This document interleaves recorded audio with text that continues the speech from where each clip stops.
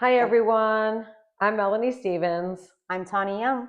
and we are the Real Tennis Dolls of Boca Boca Raton. Raton. And we're here to talk some tennis and The the tea. tea. Matcha. That is. So we're so excited to be here. We know that we have put out our first few podcasts, and we're so thankful for everyone that has given us such amazing feedback so far. It's been so much fun for us to do. We love talking to everybody. We love getting everyone's ideas. So keep them coming. They are funny, they are fun, and we will absolutely be bringing them to you. And so we're thankful. Thank you. All right. Anyway, what's going on with you besides this new brown here? Oh yes. The new you. I've changed a little bit, guys. Trying it out, going back to the roots. Literally, get it? But we'll see. So we had a great, amazing week. We had a happy hour. And that's where Tawny showed up as a brunette. And Yes. everybody was just in shock when she walked in, including me, because she kept it from me too. Correct. Which normally she does not do. So I was a little surprised myself. But anyway, looks awesome. Thank you. You look beautiful, as always. And we had our happy hour, and it was so much fun. A lot of fun. A lot of fun. We, honestly, girls, you should have one at least once a week. Yeah. Well, it's really nice because you took on the social part of our team. And what's so nice is I've never really been on a team where we're having so many happy hours. And it's so nice to be able to talk to everyone on your team because we're a new team, kind of get to know everybody. And you're learning like what people do. Like we have so many amazing women on our team, and we're hearing their life stories and telling ours. And I think it's so interesting to get to know each other off the court.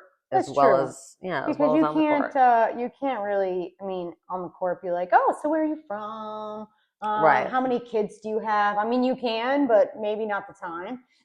Right, Focus.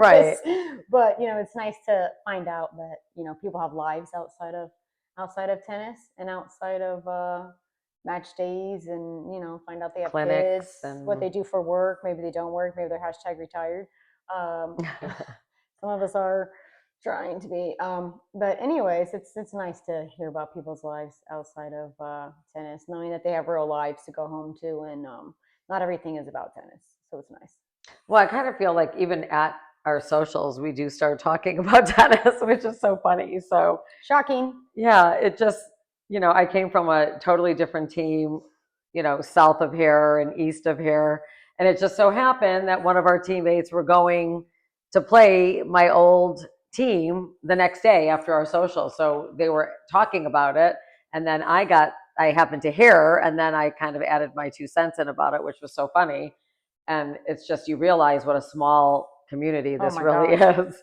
Wow. Even all the way in Fort Lauderdale, Yeah. Broward County to Palm Beach County. So yeah, that was crazy. it gets a little crazy, and it's funny that we're all playing the same people, so we all know the same people, and Right. so that was kind of fun. That was kind of fun to like relive that. And I called my old tennis partner, and that was really fun to reconnect with her and see what's going on with her and hear how her tennis is doing. So she's so excited to watch the podcast as well. So she's going to give us some interesting things that happen, in Broward League. So I think it's Broward Palm Beach League. I think they're so similar, and we all have the same problems and the same dramas on and off the court. So anyway, it'll be fun to bring that to you all as well. So Mel, let's get to it. Let's talk the tea. So I think we owe you guys a grievance part 2. Yay! Yes. Grievances are always fun. It's always interesting. And I think we got cut a little short last time because we want to make these podcasts about 20 minutes, and we love to talk. And so before you know it, they're like at 25. So we're going to try to cut them and make sure that we keep them at 20. But we were talking about grievances. Right. So I think we ended with the balls going over the net and how you can reach over and not. So now we're going to talk about something that actually has happened recently. So I think the first one we'll talk about is double bounces on the court, right? A good old double bounce. It actually just happened today. It happened on the court. Today. Oh, it happened today. Yes, we had clinic today, by the way. So we don't have a match this week. We have a bye. It's Veterans Day tomorrow. Veterans Day. Thank you, all the veterans. Thank you to all the veterans. We love you. Thank you for protecting us. More than happy to take that day off. Yes. Celebrate our veterans. Great. So it happened The double today. bounce, yes. So go ahead. Why don't you talk about it? Well, so it's always like a funny thing because you know that it double bounced. You know because you saw it. Right. And then, so the rule is that the person who hit the double bounce, right, or is supposed to say, "Oh, it double bounced." Right. And even though it's very clear on the court that it double bounced, sometimes that person does not say that it double bounced. What? And then they look at you like you're crazy, and that's even funnier because of like double bounce. Which shot? Well, I love it because here's the thing: when everybody goes through, here's like the double bounce, right? There bounces once, bounces twice, and you're still running for it. And they're like, Right. "No, it didn't." You're like, "What are you talking about?" I saw this ball. But here's the funny thing: you're supposed to call it on yourself, which I don't understand that because no one has ever called a double bounce on themselves. I know. Ever. I mean, socially, I've seen it a couple times. Very rare, but it does happen socially, yeah. But in a match, never. So why, and here's the thing, why is the person calling the double bounce that's literally running for the ball, trying to hit the ball because it's short, right? That's why it's double bouncing. So you're running, rackets out, you can't see. I got it. You know you can't see that ball. I'm like looking at my partner, did I double bounce? Right. If I did, then I double bounced. But right, and I'm happy to say I double bounced. Right, but it's usually the opponents who always see the double bounce, I find. So usually if someone's like, you double bounce, okay, then I probably did because they probably have a better view of it than I do, to be honest. Well, I don't know. I kind of feel like you could see if you, sometimes I can tell if I double bounce. If I double bounce, I'd be like, oh my gosh, I double bounce. I double bounce, I'm so sorry. I hit it anyway. There's some shots I feel like you can't. Like if it's going wide and you're like running and you're like, maybe it's high and you're like, right. I can't tell. Or it's usually not though. It's usually low, let's be real, because it's usually a drop shot or a slice that someone hit you. And you're trying to get it. And then you're kind of running in. If it's in front of you, maybe you can see, but sometimes if it's kind of behind you, but I feel like your partner can always see it best if it's the ball is coming to you. I feel like they can usually see that. So, as long as they're up. But if they're back and you're kind of blocking them, then maybe not. But so it's your call. It's your call. And please make the call correctly if you feel that you double bounced, or if the other team has asked if you double bounced. Right. Maybe think twice and say, well, maybe it did double bounce. I'm not really sure. Right. And if you saw it better than me, then we'll go with what you It's say. not worth it's not worth the whole argument over whether someone double bounced or not. But it's just funny though, because it does happen all the time. And to get in a fight over it is kind of silly. I do feel like it happens all the time. Like, come on, people. We're not getting in a fight over a double bounce. Definitely socially, no. In a match, definitely socially, no. And I think even in a match, and I think you do this too in a match if you make a bad call, because sometimes you're running and you think that you saw it out, and then later your partner goes, you know what? I think I saw it in, and it's like, well, no, you're kind of standing on it. So everyone's angles on the court are really so different. The perception is a whole nother ballgame. That's a whole nother podcast. But, I think the toe double bouncing, if you really feel that you missed the call, then just hit the next one in the net, call it even, and call it a day. Right. I think that's kind of what we've all talked about doing. And I think it's fair and easy. And yeah. So there's that. And then how about another one? How about this actually happened in my match this past week. Tipping the ball. Okay, so you're running either forward, maybe you're trying to poach a ball. I poach a lot, so guilty. You're running across, you think you got the ball, but maybe you just didn't quite get there, right? And they're like, oh, well, you tipped the ball. First, okay, so there's a couple things. One, if you tip the ball, usually you can feel it on your racket. I'm not saying you can always feel it on your racket, but usually you can feel it. 9 times out of 10 you can. If you hit it, or you can see that the ball maybe bounces funny off the racket if they hit the ball. Or maybe it takes a different trajectory once it passes your racket than it probably normally would have because you tipped the ball. So again, when you tip the ball, it's your call because you're the one who tipped it or didn't tip it. So it's your call to make. Even if they're like, oh, well, you tipped the ball. It's like, I didn't tip the ball. Like, I didn't feel like I tipped the ball. Like, did I tip the ball? And my partner's like, no, you didn't tip the ball. Again, it's your call. Whose call is that, though? That is your call. It's my call because just like the double bounce, it's my call to make because so everyone, it's my racket. Tip the ball, not tip the ball, it's your call. Don't listen to them, even if they go at you in a match or whatever. It's your call to make. Be very clear on that. Correct. So when you tipped the ball or didn't tip the ball, you said you didn't tip it, and what did they say? I mean, really not much to say after that. The point moves on. Right. Yeah. It's our point. We're moving on. Call it a day. Okay. Yeah. You get confirmation from your partner, but like, did you think I tipped the ball? I didn't feel like I did. And right. And you move on. Yeah. Okay. All right. So, what do you think? We were also talking about the rule book. Oh, what was like number 7 in the rule book or something that we were reading about the other day? Oh, so another thing that happened today in our clinic. We were actually in the same court today in clinic, Mel and I were. Which is always fun. And it was we were doing, I think, games, just like back and forth. I think it was just a regular playing game. Out points and stuff. Playing points. What happened was one ball went deep to the corner, and one of the other players, we'll just say Karen, goes to hit the ball. It's already to her, and then she's getting ready to hit the ball up. And as she's hitting the ball back to our side, I swear she said out. I'm like, so the ball's coming back over the net. I don't hit the ball. I don't even play it. I'm like, did you call it out? And they're all like, no, it was so in, right? Yeah, because it was very, I mean, and everybody was pretty sure it was in. And then I was like, but did you call the ball out? Because I heard out. And she's like, no, I didn't say out. And the other girl's like, oh, she didn't say out. And I'm like, well, it's weird because I'm quite sure that you guys said something. She said something.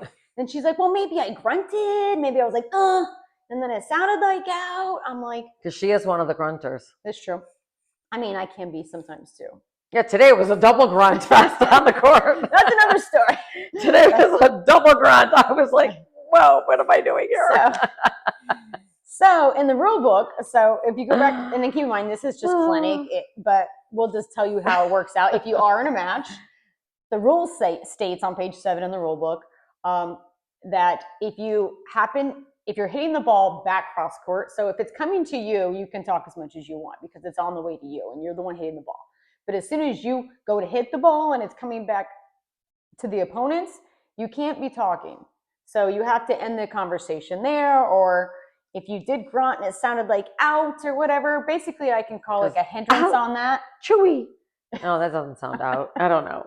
It's some funny word, but. So anyways, so in that situation, it's called the let because there's a hindrance on the court. I thought you said out or whatever that was. So you just call it a let and you actually replay the point, which is actually what we did today as well. Yeah. The pro was like, oh, let's just replay that point because, you thought she was out. You didn't. Now, here's the thing. It's also because I didn't play the point. So once the ball comes over, had I played the point and lost the point, then I can't be like, oh, I'm pretty sure you said that ball was out. Right. Right. You have to stop it immediately. That's not going to work. But I immediately was like, you called the ball out. I mean, I just stood there. I didn't even like go for the ball or anything. I was just like, I think you called that out. And then, but they were super nice about it. Again, it was just clinic and they were like, okay, we'll just replay the point. And they're like, in a match, I think it would be our point. I'm like, just so everyone knows, I looked it up and in a match, it is not your point. You actually replay the point. It's called the let. So I'm glad we looked that up. That was fun. Because I even said in clinic, well, what happens? And they said, oh, it's definitely our point. And I said, I'm not really sure about that. No, it's not. So that's why I thought we should talk about it and look it up. Exactly. So we knew what the rule was because the two girls on the other side definitely thought it was their point. And we did not. And so we looked it up and that's a lot. So and I'm glad we clarified what's that. Funny though, because that's the one rule they change every other year. I always find there's like one or two that's like a little odd. That is always the one that, like last year, it was the complete opposite. Last year, you could talk as much as you wanted to wherever the ball was on the side of the court, and there was no hindrance, so there was no let for any of it.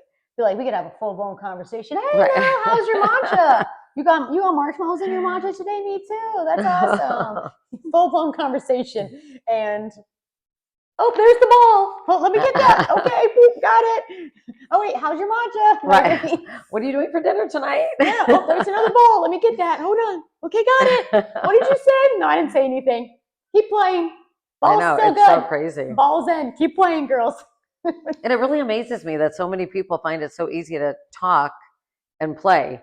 Even when the pro was talking to me today and he's feeding me balls, I'm like, I cannot have a conversation with you and perform the way that you want me to hit these balls because you're talking. So be quiet, beat the ball, and I'm good. But don't ask me questions while I'm beating the ball. And he started laughing, saying, I guess you're right. I can't really do that either. I was like, so why are you talking to me? Oh, I was like, yeah, she cannot. I was like, and nor can I. There's no way I can hit a ball and talk. I mean, I need to like focus. I'm always focused. And if I lose focus, then you know what happens to me. I'm in la la land and we got to like snap me back. Squirrel. I'm like, today, I'm like, Mel. I know. Can we please? Bad. I'm like, we have to focus. Quit talking to me. I clearly have ADD or ADHD or I don't know. We can talk about this later, Mel. Right. That's all. I know it gets pretty bad. So I need to be like busy, you know, on the court. I want to be hitting and focusing and figuring out where I'm putting things and where the ball's going and serves and you know what we're doing. So anyway. Oh, definitely. It's always hard to keep me focused. I remember years and years ago when we used to play on the same team, you'd be like, like, okay, I'm here. I start watching the other matches. I see what's going on. She's like, oh, did you see that point? Oh, wow, that's a great Or job. like, oh, they're down or they're up or we're going to win court 5 or 4 or 3 and we're going to win. You know, I'm already counting the scores. I'm like 3 courts down. Right, Hey, did you see that? God, that was great ball. Great ball, Sue. I do that. Great volley. It is so bad. It is so bad. I try to like cheer everyone on. It's bad. Anyway, that's who I am. What can I do? Anyway, there's nothing you can do. There's nothing. It's all right. We all have that's just who we are. We all have our own grievances. We all have our stuff. Exactly. Oh no. So those are our grievances that we like to talk about. But if you have had grievances on your tennis court, please send it to us. DM one of us on Instagram, Facebook. We will be sending out all of our new HTTP, all of our links for all of our different stations. So once we do that, you'll be able to reach out to us, you know, that way, and that's going to be great. We should have that by the end of the week or by the time this podcast even airs. So hopefully, it's great because everyone is coming up to us all over the place. It is so funny. Well, everyone has stories because here's the thing: what happens on my court and what happens on her court and what happens on your court, it can all be completely different. You can even play the exact same people we play, and you'll have a completely different outcome and story to tell. And so it's, you know, you just never. Because every day is a new day, and you could be in a bad mood that day, you could be in a good mood that day, and so your performance on the court will reflect your mood and how you play, and that's why you could play someone and have one experience. I could play the same person with the same partner as you and have a completely different experience. Absolutely. Because they could have been mean to you or nice to you and vice versa to us. They could have been over beveraged from happy hour from the night before. Right. Like that could have happened. So you never know. I don't do that before matches. No, not before matches, but before clinics maybe or friendlies. Absolutely. Definitely before friendlies, but anyway, well, that's our grievance story and we're sticking to it. So on that note, that's our grievance note, part 2. Thank you so much for being here. We had so much fun telling you our stories and we can't wait to hear yours. That's right. So, cheers. Cheers, everybody. Thank you for watching. The Real Tennis Dolls of Boca Raton. Till next time.